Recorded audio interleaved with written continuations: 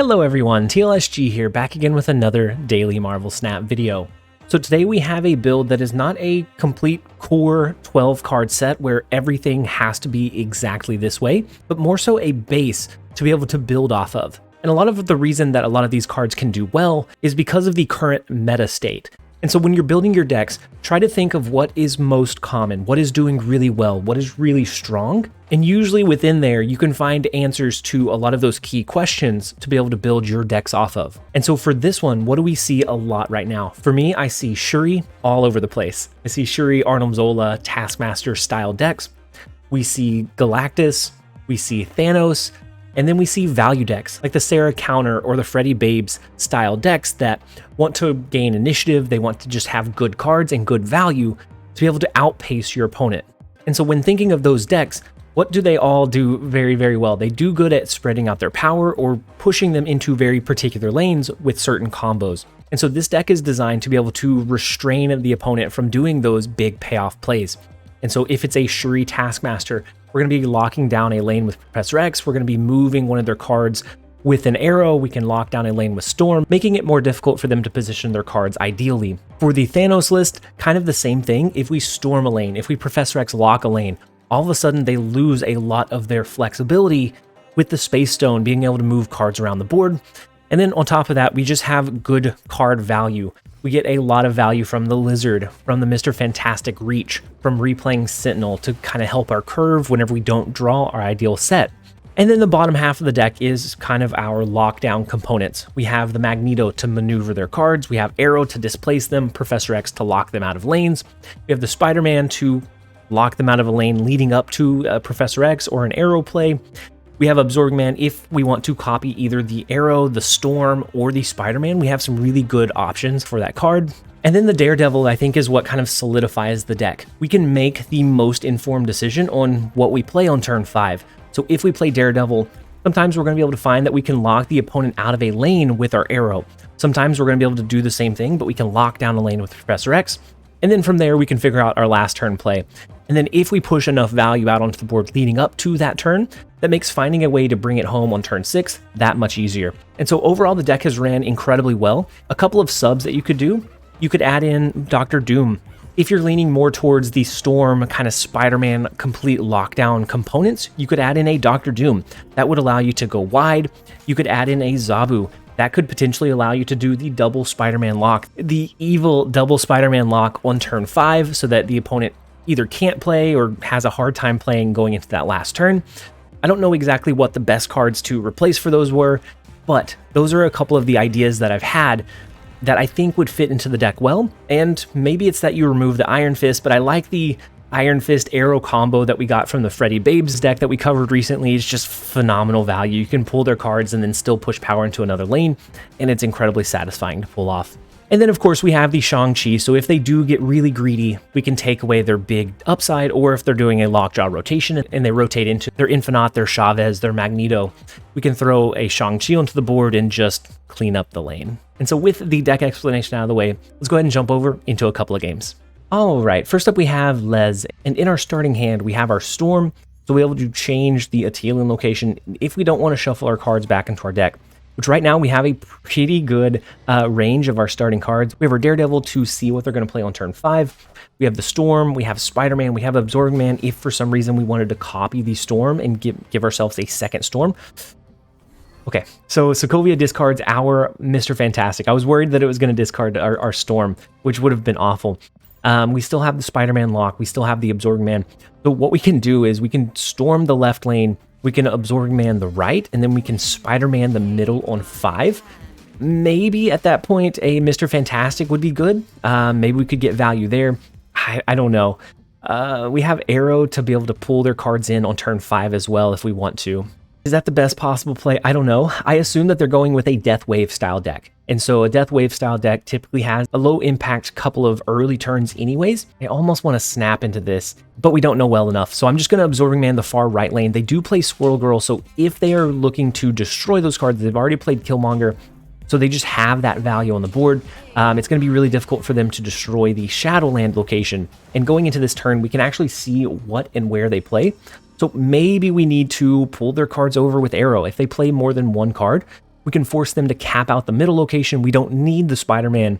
And then we could lean in on like a Magneto to win that middle lane from there. But if they only play one card here, which they do, they play the arrow. So they were going to try to pull our card out of the flooded location. So because we have the Spider-Man lock, we're going to try to snap. We're going to try to trap them with the additional cube, but we do get the retreat. Not the ideal play line, but definitely a fun one. And it's a kind of spice from a video I covered a while back called No Turn 6 for you. We will take it. Let's jump over into the next one. All right, next up we have Nola Demon. And if I remember correctly, Nola Demon has beaten me before with a Galactus play. They run a version that runs, I think, the Doc Ock to pull the cards in, force you into a really inopportune play line, and then just you kind of go from there. And so if we can force them into either, if they use Wave, we can maybe pull a card over with Magneto, we can pull a Wave over with Magneto. Daredevil is going to give us that insight into turn 5, so they're not going to be able to easily or freely set up their Galactus play. Going into this turn, I think we're going to do Sentinel and then Iron Fist. We don't need our cards in a particular location. I'm just going to push for tempo or value, and they do stack into Savage Land for now, which does tell me they were probably still running the Galactus. So where do we think they push? It comes down to a read here, right? But if they play Galactus to the left, they would potentially steal initiative. And they don't want to do that. Any kind of Galactus deck does not want that to happen. So I'm going to get the read that they're going to play over into Xandar. That is our read. We're going to stick to it. We're going to snap into this turn 4 play to see how confident they are in their play. We have the Professor X into Xandar. We'll see if our read was correct. Oh no, they retreat. All right, next up we have Kai. The first location is Death's Domain, which is beautiful for the Iron Fist. We get Iron Fist value out of it.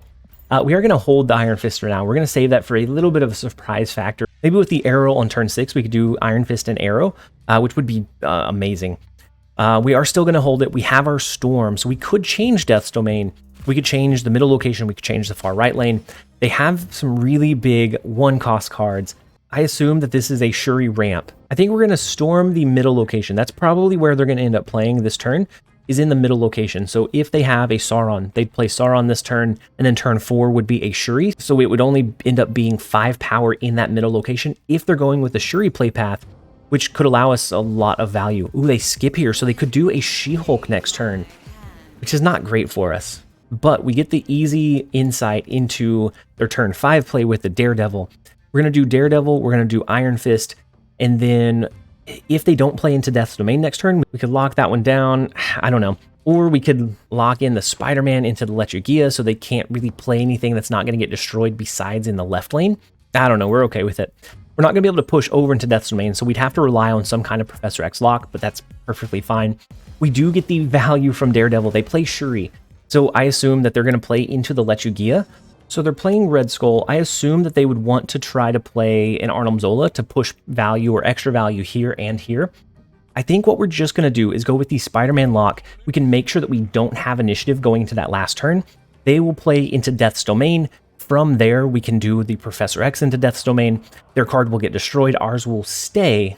They snapped on us. We're confident enough we're going to snap back. We also have the potential to do a Shang-Chi on turn 5, but what we're thinking is that they are running the version that runs Arrow. And so Arrow would try to pull our Shang-Chi or whatever we have in this lane out. And actually, even then, it would stick with the Shang-Chi play. So we're actually okay with that. They do the massive Red Skull. They're just going to grab so much initiative there. We do push our Spider-Man over into mid to give us that extra value. And then they just have a massive Red Skull. Even if we used Shang-Chi, they would have 10 extra power here. We would have 3, so we would lose by 7. So we get the 4 cube retreat by setting them up into an impossible to win situation. We were able to outmaneuver the Shuri deck, which feels phenomenal because that is one of the broken decks right now. I think that's one of the strongest decks in the game, and we were able to outposition it. Let's go ahead and take the 4 cubes and jump over into the next one. All right, next up we have AU Star Wars. The first location is Nidavellir, so the more cards we can get into that lane, the better. Or it gives us Shang-Chi value or potential Shang-Chi value. Also an easy way to lock in a Professor X play. Onslaught Citadel is great for the Mr. Fantastic. It pushes 4 to the left and to the right. I think we're going to just start with an early Daredevil. That keeps Daredevil under the Shang-Chi range. Lizard, however, would push it up over, and so then we want to be cognizant or aware of that. They play their Lizard into the far right lane. It turns into Baxter Building, so that's going to be a very key or pivotal location to win.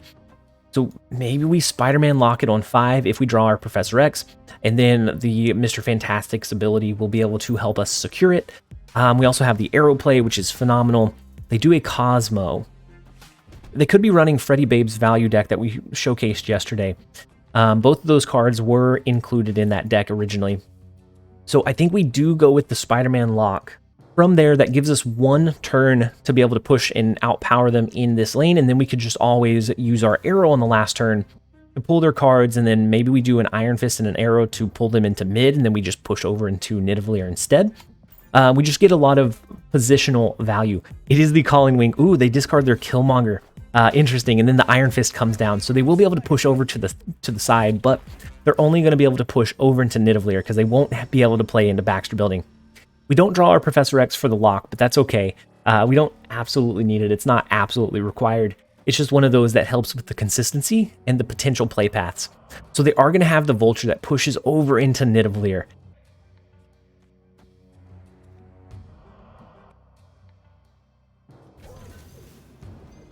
So there's no reason to use the Iron Fist here because we know we'll be able to do it going into that last turn. The last turn, I think we're just going to do the Iron Fist and the Arrow, and that will push our Arrow over to the left. Having the 1 extra card on them over in that left lane, I think will be enough for us to find the win. We're trying to outpace one of the top decks right now that has just taken the meta by storm. Like, it is all over the place. It is just so flexible, and that is what that's what we strive to do with this deck. Now, we know that they don't have their swarms, so the most that they can play is 3 cards. We're going to be able to fill up the Onslaught Citadel lane because we have tempo, because we have initiative. We can out-arrow their arrow. Would that pull our arrow back? I don't know. I think we still win the right and the left lane regardless, but we do put ourselves in a position to maintain our win, and so that feels good. That one feels good. Being able to beat the deck that is just all over the place. That's satisfying. We will take it. Let's go ahead and take the 1 cube retreat, and we'll jump over into the next one. All right, next up we have Selenar, and we had our win streak broken by Safety Blade. They were running a Thanos deck, and they ramped up into a massive Devil Dino that just outpositioned us, outpowered us. And so we weren't able to find a way to win from there. But we are moving back on. 1 loss out of 5 is not terrible. We do, in our opening hand, we have our Iron Fist, our Storm, Spider-Man, Absorbing Man. So we can lock them out of... This is actually beautiful. We're going to early snap. So what we're going to be able to do is Storm... Oh, no. Okay. This is a video of retreats. We were going to be able to storm 1 lane. From there, on turn 4, we were just going to leave the storm lane alone. Leave it as is. We were going to Spider-Man lock the next location on turn 4. On turn 5, we would copy the Spider-Man's ability. We would lock them out of that lane, and then we could just do something like an Iron Fist and something else into Morag to swing that location. They wouldn't have been able to play on the last turn, and they retreated, which feels bad. Let's jump over into the next one. Next up, we have Lordless Warrior. The first location is Washington, D.C. We're not going to play our Iron Fist just yet. We want to save it just in case like there's a hard-to-reach location or we need to push additional power somewhere. We want to have that in our back pocket. And so I'm going to play Lizard to the left. The more cards we have in Nidavellir, or if we can lock it down with Professor X, the better. But we are going to try to position maybe our Storm on turn 3. We have Mr. Fantastic that can do some additional reach. And then we do have the Professor X to lock down a lane. So I don't necessarily want to lock down or change Asgard into a locked down location because their Morbius is just going to be able to continue to grow over time. I think we're going to use Storm in the Washington, D.C. lane. That's going to be fairly easy to do an Iron Fist into pushing something over there if we need some additional reach. And then if not, if we draw Spider-Man this turn, we're going to Spider-Man and then Professor X the Nidavellir location. Now they did use a Lady Sif, which means it could be a Hela deck, which means the Storm location is not quite as impactful. I'm going to use Mr. Fantastic, and then we're going to do Iron Fist over to the left. We're going to be able to do a Professor X lock on turn 5. Them thinking that we're going to push cards over to the side might be able to give us some additional benefit.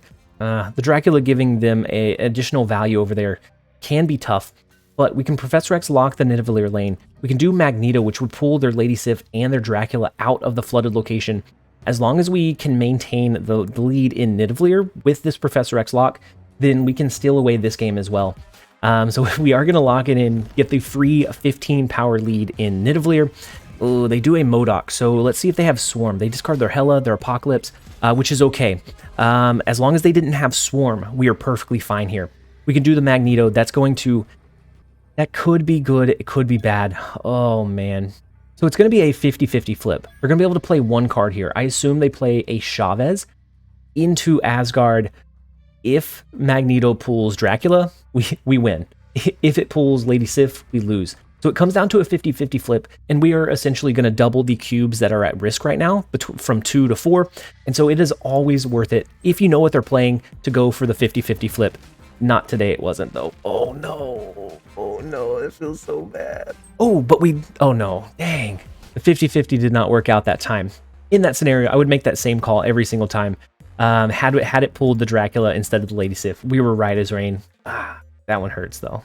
All right, next up we have Selenar again. They retreated out early last time. Let's see if maybe we can get them to stay for the full amount. Maybe we just get them to stay for 2 cubes and then retreat. But we know that they retreated out early last time. So the Iceman comes down. It hits our Mr. Fantastic. Strange Academy is going to move the cards on turn 5, unless we Professor X lock it. So if it looks like they're going to start avoiding the Strange Academy because it's going to push their Iceman away, maybe we sneak in a Professor X lock into Strange Academy. I am going to do the Sentinel and the Iron Fist here. Next turn, we could do Mr. Fantastic if we wanted to position it so that it moves mid. We can. That's going to make a potential Professor X lock that much easier. We could also do a Sentinel if we draw something else that's a little bit more enticing. So like Daredevil, we could do a Sentinel. Yeah, kind of like that. So we're going to do the Daredevil. It's going to push into mid. We're going to play our Sentinel mid. We're going to get the read on what they do on turn 5. And they did actually snap on us. So I want to snap back. Every time I think I'm in a strategic position and they snap on me, I always want to snap back. But we're going to wait it out. We're going to let the Daredevil do what he is designed to do and give us that insight and give us that read. And so if we don't lock in Strange Academy, then our Lizard will actually go to whatever lane we don't lock in with Professor X. Ooh, so they do a Shuri ramp. And so we'll get a read on what they're going to do here. We could actually utilize Arrow on the last turn if we need to. So they do a Hobgoblin, a double-powered Hobgoblin. So could this be an attempt at a turn 6 Galactus deck? That's going to be a negative 16 power Hobgoblin. We could Professor X lock. Oh, wait. Oh my, this is beautiful. I forgot. We can I don't know why this was so hard for me to find. We can Professor X lock. We have initiative. We can Professor X lock before the Hobgoblin play comes down. We're going to go ahead and snap into it. They may retreat, but Professor X would have locked in the Hobgoblin in the middle lane, and so they would have had the negative 16 Hobgoblin stuck on their side of the board. We could have then used Arrow to pull whatever they play on the last turn over into Washington, D.C., and then that would have given us or guaranteed us the win. But they do retreat. It is a video full of retreats, but that is kind of what you position yourself into with a Daredevil and a Professor X, is that you're going to get a lot of retreats because it's nothing surprising to your opponent. But what it can do is help you position your cards into a way that you're going to be able to win off of them. Depending on what your opponent's running, how the game plays out, what locations come up, it can give you that additional insight that you need to win. And so we will take the 2 cubes. That is where we're going to end the video. I hope that you guys enjoyed it. If you did, make sure to leave it a like and a comment down below. And as always, this has been TLSG. Later, guys.